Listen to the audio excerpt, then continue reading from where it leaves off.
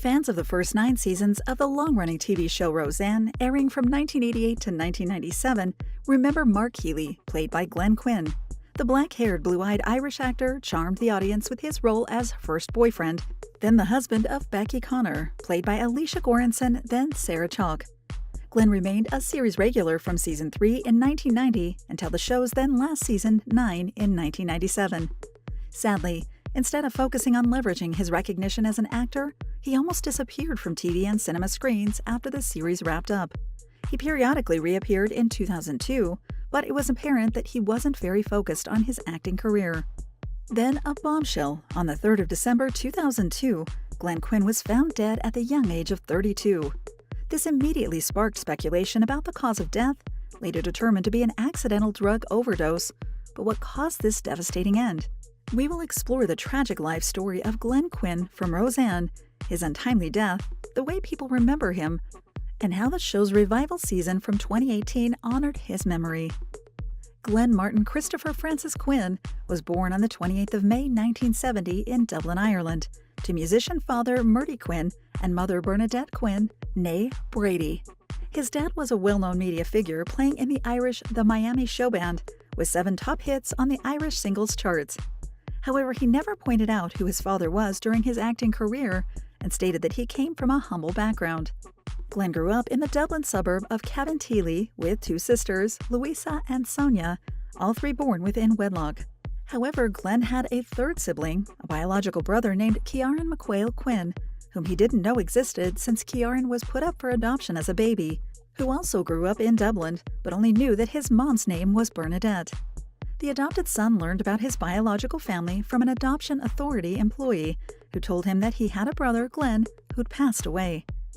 Before we delve deeper into the death, you should know that Glenn's drug troubles began when he was a teenager, apparently starting in 1987 when he was attending Clonkeene College. However, his Roseanne co-stars and family members claimed they saw little to no signs until 1997 when he landed a part in Angel. A former classmate called Glenn a practical joker and a fun, intelligent guy during his college days. He was musically inclined, played drums, and wanted to be a pop star like his father. Thanks to family connections, Glenn moved to the U.S. in 1988 when he was 18, alongside his mom and 2 sisters. A cousin named David, who worked on a movie set with DreamWorks Studios, inspired Quinn to become an actor, but meantime Glenn worked on a building site and was a waiter, among other jobs. His acting efforts began in TV commercials for Ray-Ban, Braille Cream, and Pepsi, but he also made a notable appearance as a pool shark in the Satisfied music video of an eponymous Richard Marx song. Glenn auditioned for the pilot of Beverly Hills 90210, which then aired from 1990 to 2000, and went through 8 auditions for the role of Brandon Walsh, which went to Jason Priestley and Steve Saunders, whom Ian Ziering made iconic. Joanna Ray, the casting director who spotted him in the first place, cast him as Party Jock 1, but his 2 speaking lines were cut from the broadcast pilot episode. He would gain more prominence in Shout, a 1991 movie in which he shared an on-screen kiss with Gwyneth Paltrow, making her movie debut. His brother alleged that things went further than that, based on stories Glenn's close friends told him, according to which he was knocking around with her, and they were young and impressionable, and anything went. The role that marked his career was that of Mark Healey in Roseanne, which he landed thanks to the casting director, who had given him a part in 90210. Originally, the character wasn't supposed to stay long-term because they scripted that things end after Mark elopes with his girlfriend, Becky Connor. According to his Roseanne co-star Michael Fishman, who played DJ Connor, if Glenn hadn't gotten that role, it would have been a fleeting character, and added, instead, he subtly added heart, kindness, and toughness that was unique Quinny. The audience recognized the nuances he added to the not-too-bright bad boy, Mark, and praised his ability to express strength, dedication, and honesty. The studio audience was also treated to a hint of his musical prowess. He has jamming sessions in which he played drums alongside John Goodman, who was Dan Connor in the show. Until the 1997 9th season, the final until the 2018 revival, Glenn remained a series regular and a frequently discussed character. Because he'd adopted an American accent, many people didn't realize that Glenn was Irish. That was until they heard him playing the main role of Cedric Gray in 6 episodes of Covington Cross between August and October 1992. Because it was filmed in the UK, He had to travel between there and the US to work on both shows. Insiders from that time noted his desire to perform his stunts, and he even injured his back when thrown from a horse during filming. Glenn Quinn spent the money he earned from his TV show appearances in purchasing an ownership share in a Los Angeles nightclub named Goldfinger. It was located in a somewhat shady neighborhood with 18th Street gang members and punk kids, yet was designed in a postmodern lounge chic style. The black and gold design inspiration came from the eponymous James Bond movie.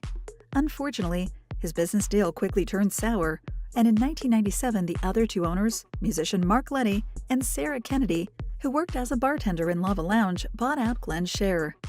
It was apparent that he was already suffering from substance abuse. Reports from that time reveal that he got into fights and was asking for money from staff and customers. Glenn went home in 1997 to his family in Dublin to work on becoming sober. The cause of his downward spiral seemed to be family problems, primarily his parents' divorce. His sister Sonia said, "It was at this time that Glenn's struggles took over. We as a family, we were very supportive in helping him. Though there were periods of sobriety, ultimately, it consumed him." According to his biological brother's later testimony, it was Bernadette who cared for Glenn in Dublin. He went into drug rehab and was clean for a while, but still had his demons. He would unfortunately relapse in Los Angeles while pursuing his career in the late 1990s and the early 2000s. After the Dublin trip, Glenn returned to Los Angeles to resume his acting career. He was cast as half-demon Alan Francis Doyle in Angel, a 1999 big-budget TV series spin-off from Buffy the Vampire Slayer, finally getting the chance to speak in his native Irish accent, although that was unintended and suggested by the TV show's creator, Joss Whedon. Glenn commented that he'd been hiding it for so long that it was like putting on an old pair of shoes and was bringing his soul back to life. Interestingly, he had a harp tattooed on his right shoulder, and Éireann Go Bragh, a version of a phrase in the Irish language, Éireann Go Bragh, meaning Ireland forever, to show allegiance to Ireland, but he never displayed it on camera. Once again, although the script suggested Doyle should die early in the first season, the audience objected. It worked to a degree. His character stayed for 11 episodes of the season and died a hero's death, according to Joss Whedon, representing an honorable send-off. Fans were upset and went as far as petitioning to bring his character back. However, not everything was as it seemed on the outside. During that period, Glenn was combative on set and, based on reports from the time, was addicted to alcohol and cocaine. His co-star Michael Fishman claimed that he was a professional on Roseanne and that any struggles he had started while working on Angel. As a result of drug abuse, Glenn Quinn began struggling financially and eventually became homeless at some point in the early 2000s. He tried to reform and checked into rehab facilities, but to no avail. The last rehab facility that accepted him as a patient in Miami, Florida, kicked him out in December 2002 for using drugs. This period was marked by very few roles, a few episodes of Fair City, the 2000 TV movie At Any Cost, and the dark comedy RSVP that premiered in 2002. Homeless and struggling with substance abuse, Glenn asked his friend Dwayne Higgins if he could stay with him in his North Hollywood apartment for a while. Dwayne agreed to help and let him stay for a couple of months. On December 3, 2002, Dwayne told him to sleep on the couch before going to bed. The next morning, Glenn seemed to be sleeping when Dwayne woke up, so he left. When he returned, Glenn was still seemingly asleep, but Dwayne's efforts to wake him sadly had no effect. Despite emergency service arriving relatively quickly, Glenn had already passed away.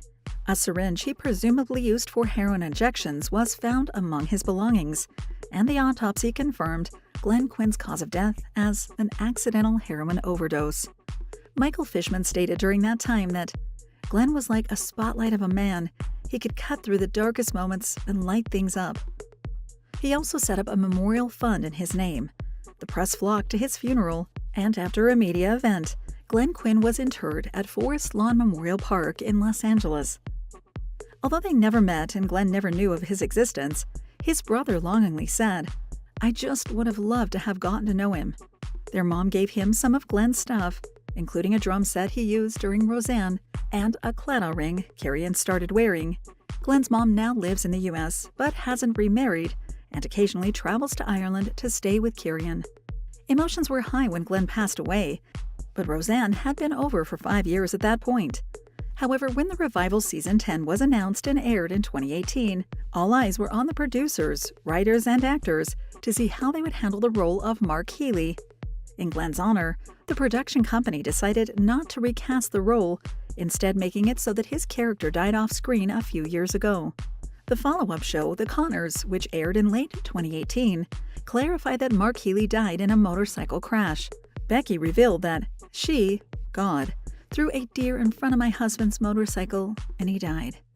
The producers also made a vague reference to Glenn's alcohol problems by showing Becky with her family and having her reveal that she began drinking heavily after his death.